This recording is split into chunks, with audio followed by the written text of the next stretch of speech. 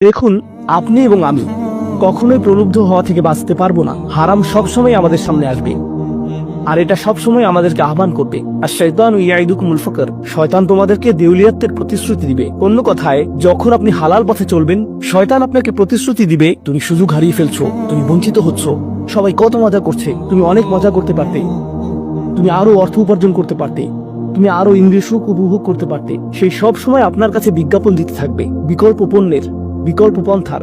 নিজের কামনাকে চরিতার্থ করার কিছু যায় আসে না যে কতটুকু কোরআন মুখস্থ করেছেন, কিছুই যায় আসে না যে কি পরিমাণ তাহাজ্জুদ আপনি পড়েছেন।